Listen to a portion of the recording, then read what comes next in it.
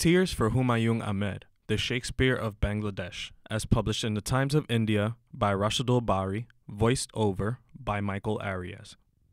Professor Humayun Ahmed, who earned a PhD in chemistry from North Dakota State University and who was a scientist, writer, and filmmaker, died at age 64 in the United States after a nearly year-long battle against colon cancer. Every Bengali heart has grown heavier and heavier since his death. Humayun was a custodian of the Bangladeshi literary culture whose contribution single-handedly shifted the capital of Bengali literature from Kolkata to Dhaka without any war or revolution. One of the remarkable things about Humayun's long and distinguished literary career is his influence. His writing is so influential that people not only get psychological pleasure from reading his books, but usually end up becoming fans of his fictional characters such as Himu, Mr. Ali, and Baker Bai. His creations generate the smells, sounds, and vibrations of feelings and moods, which are more powerful than all the unused hydrogen bombs in the United States. However, in death, Humayun's celebrity status seems likely to exceed his popularity, even at the height of his fame. His funeral, which was held in Dhaka, became a Super Bowl-like event. Millions of Bengalis from all walks of life flocked to the central Shahid Minar to say "Hasta la vista, Humayun Sir." Humayun's death has proven that the tragic and completely unexpected passing of an icon familiar to millions can create an emotionally unifying experience for a nation. Bangladesh does not have oil, coal, or fossil fuel, but it's still more united than many countries, such as Pakistan, because it had Humayun Ahmed, whose influence was strong enough to unite all Bangladeshis with each other emotionally.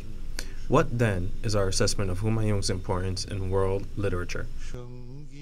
Humayun, who was known for his depiction of the tribulations of ordinary middle-class Bangladeshi life, reached the peak of his fame with the publication of Nondito Noroke, in translation in Blissful Hell, in 1972, which remains one of his most famous works, winning admiration from literary critics including Dr. Ahmed Sarif.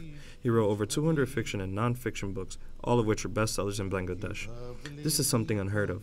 Furthermore, Humayun made a huge contribution to the field of fine arts, especially in film. He is hailed as one of the most influential architects of television drama of all time, authoring landmark sitcoms such as A Shab Din Ratri, Buhubrihi, Ayomoy, and Kothao Kune, which featured a fictional character named Baker Bai, who was wrongly convicted and executed. Baker Bai became such a popular character that before the last episode was aired, thousands of people across the country urged Humayun to change the script just to save his life, the life of a fictional character. This made Humayun a household name, which allowed him a great deal of autonomy for his future products, motion pictures. His films have covered many themes and genres addressing such topics as the Bangladesh Liberation War, the middle-class crisis, and socioeconomic issues. His first film, Agunar Parashmoni, based on the history of Bangladesh Liberation War, was a huge success, winning an Oscar nomination for Best Foreign Language Film. As with Sayait Rai, Zahir Raihan, or Tarek Masood, it is difficult to calculate the full effect Humayun had on Bangla film. But he was undisputably the most talented Bengali filmmaker, more so than his three famous predecessors. In fact, I cannot name any other Bengali filmmaker who better illustrated the history of the country's independence through film the way Humayun did. He was ahead of his time. Had Humayun done nothing else, the creation of such films alone would have entitled him to be one of the greatest Bengalis of all time. It is true that Bengali literature would have remained piteously incomplete and even imperfect without the works of Humayun. However, it is also quite apparent that without the works of Tagore or Nazrul, Bengali literature would have broken up into mutually unintelligible dialects. Hence, it is fair to place Humayun after Tagore and Nazrul. However, Humayun never compared himself to Shakespeare, and not even to Tagore and Nazrul. He did not regard himself as a great writer. In fact, I am sure that if anyone conducted a survey to list the 5 greatest writers of Bengali literature, Humayun would be third, if not first or second. Furthermore, one should consider what other great people have said about Humayun. Several years ago, I asked Muhammad Yunus how he assessed Humayun's overall impact, and he replied, "Humayun's works are the most profound and most fruitful that literature has experienced since the time of Tagore and Nazrul." Muhammad, the Poet Laureate of Bangladesh, told me something similar. One golden age of Bengali literature ended with Tagore and Nazrul, and another began with Humayun.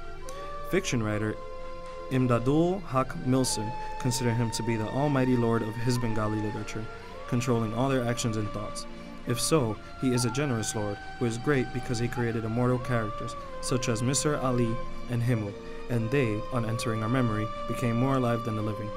Mr. Ali is basically a rational psychologist committed to unraveling the mysteries around him through logic. On the other hand, Humu, who works with anti-logic, appears to possess strong intuitive power, though he dismisses intuitions that come true as mere coincidence. Mr. Ali forces us to realize that logic is above emotion, and Humu forces us to understand within ourselves that the better side of our nature should always struggle for dominance with our subtle dark side. Although Humayun created literary fever through his work, which spread all around Bangladesh, unfortunately, he still remained one of the great unsung heroes of human progress to those who live outside of the Indian subcontinent. With that said, literature, of course, is not all about recognition. Still, the fact that Stockholm did not ultimately embrace Humayun Ahmed a Nobel Prize, why not, is unfortunate, as it probably would have meant a lot to him. In a time when hardly any of the roles, including Hasina, who is playing the role of Prime Minister, are being played correctly in Bangladesh, Humayun played the role that was assigned to him well, writer and filmmaker. As a result, his name has become synonymous with the greatness of Bengali literature. Hence, to a Bangladeshi, his loss is manifold. He made young people, especially students, who had been bred to political passion, understand that there was something that is more important than politics, reading books and appreciating the fine art. This is an article titled Tears for Humayun Ahmed, published in the Times of India by Rashidul Bari, voiced over by Michael Arias.